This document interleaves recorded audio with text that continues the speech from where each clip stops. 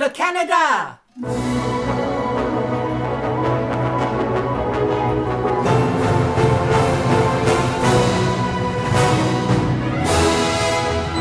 In a world where the United States is facing a hostile takeover, Canadians stand by our American friends. We know that Trump doesn't represent all of America, and to those of you who are just as frustrated as we are, we stand with you. Canada isn't turning its back on its neighbors, we're just not letting Trump rewrite history.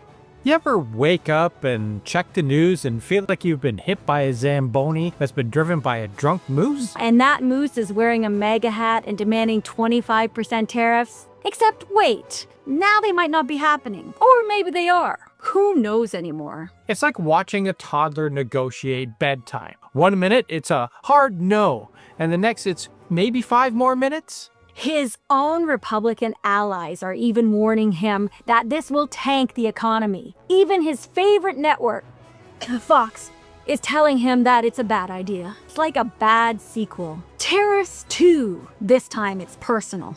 And let's talk about why he's backing off. It turns out that when you tax literally everything coming in from Canada and Mexico, American companies don't exactly throw a parade. Instead, automakers, farmers, and retailers all collectively yelled, "Dude, you're about to make everything more expensive for us." Which, if truth be told, he should have known. But Trumponomics is like toddlers cooking. He just throws in random ingredients and hopes that the house doesn't burn down. And he's still talking about combating illegal immigration and fentanyl trafficking. Because of course, overpricing steel and lumber is definitely going to stop drug cartels. Honestly, at this point, Trump flip-flops so much he might as well just sell sandals. This uncertainty is bad news, because whether he goes through with it or not, businesses have to plan like it is happening. If Trump keeps threatening our economy, let's make sure we're less reliant on the US in the first place. This means diversifying exports, investing in domestic production, and making sure we can weather any trade tantrum that he throws, because you know there's gonna be more. We need to strengthen interprovincial trade.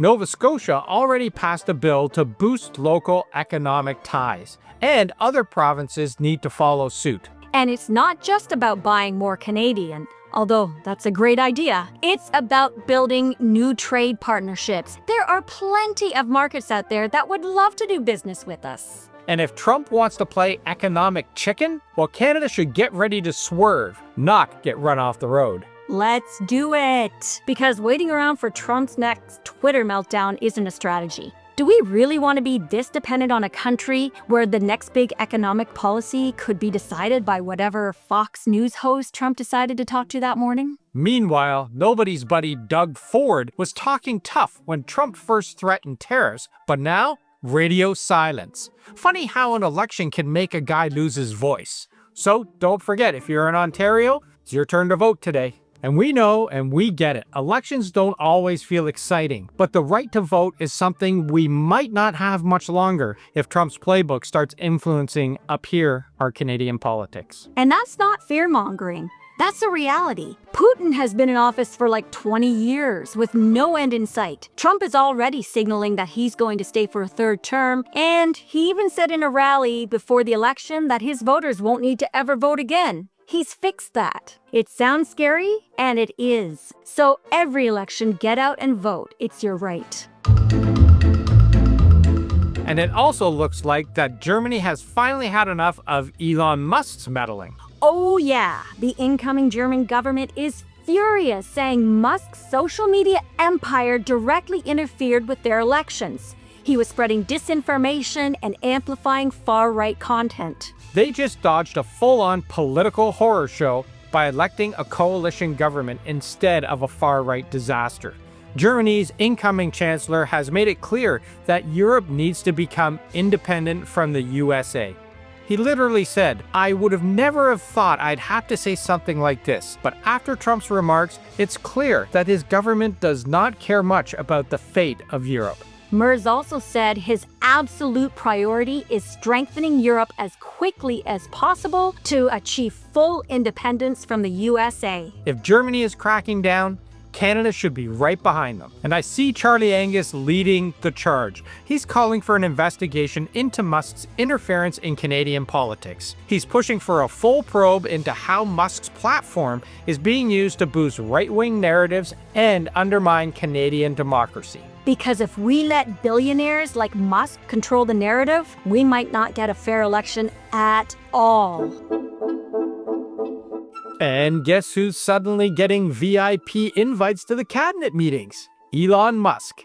Because if there's one thing democracy was missing, it's a billionaire buying his way into government influence. And you know what happens when you let the likes of Musk and Trump run the show? They're firing federal employees en masse, then scrambling to rehire them when they realize that they've axed the folks keeping the nuclear arsenal in check.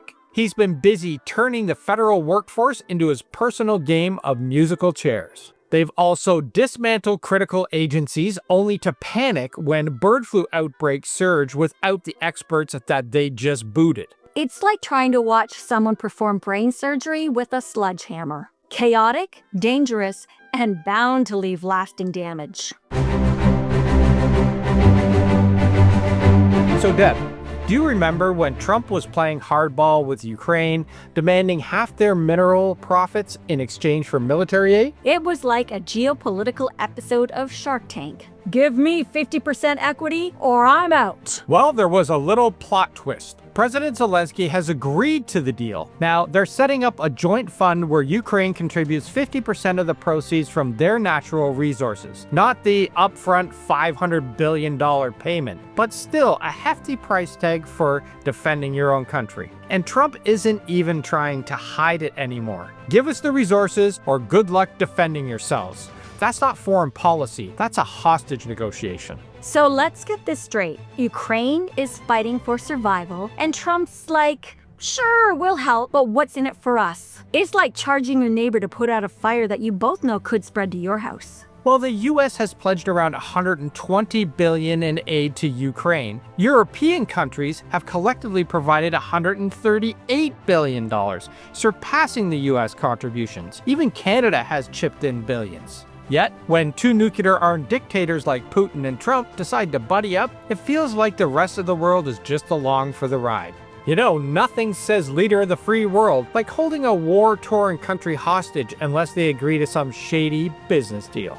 It's shaping up to be a delightful next couple of decades, isn't it?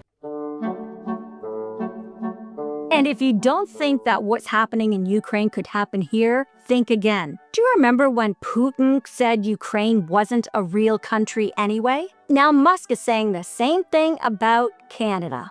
Well, if that's how he feels, maybe he should hand over his Canadian passport. Over 250,000 Canadians have signed a petition to revoke his citizenship. The petition isn't legally binding, but it certainly sends a clear message. Canadians are not fans of apartheid-era thinking, Elon. Get out of here, Musk. Did you catch the latest episode of Democracy on the Decline? Oh, you mean the one where the White House decides it's the gatekeeper of press access? That's right. The Trump administration just announced they're handpicking which journalists get close to the president. Apparently, the First Amendment now comes with a VIP list. If that doesn't scream dictator energy, I don't know what does.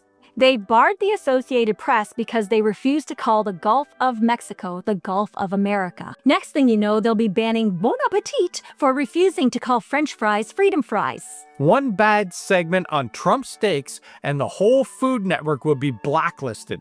Sorry folks, no more cooking shows, only state-approved recipes from Mar-a-Lago's buffet table. It's Dictatorship 101. If you control which reporters ask questions, you control the narrative. And it doesn't help when a Trump-appointed judge sides with the White House, saying that AP's ban doesn't cause irreparable harm. You really have to wonder, what's next? State-approved news? It's a slippery slope. Freedom of the press is a cornerstone of democracy. You start chipping away at that, and we're on our way to an autocracy. Canada, take note. When our neighbors start muzzling the media, it's only a matter of time before that mindset seeps across the border. So who caught the latest Liberal leadership debate? Trudeau stepping down has actually reignited Liberal energy in Canada. The good news is all the candidates are on the same page when it comes to key Liberal policies: affordability, standing up to Trump, and keeping Canada on the right track. And that kind of unity is exactly what the party and the country needs. In truth, Carney has the best shot at actually defeating Poilievre. He's got the economic expertise, the international credibility, and the ability to pull centrist and swing voters who might be hesitant about another Trudeau-era name. Poilievre is out here pretending to be for the people, while cozying up to big corporations and taking plays right from Trump's handbook. If we want to stop Canada from sliding into far-right chaos, well then we need a leader who can actually take him on and win. What do you think? Should Carney be the next Liberal leader? How should Canada push back against Trump's threats? Let us know. We want to hear from you. And don't forget, we'll be back on Sunday with another deep dive into the latest chaos, so make sure to subscribe and click on that bell so you don't miss it. And until then, stay informed, stay engaged, and remember, democracy only works if we fight for it.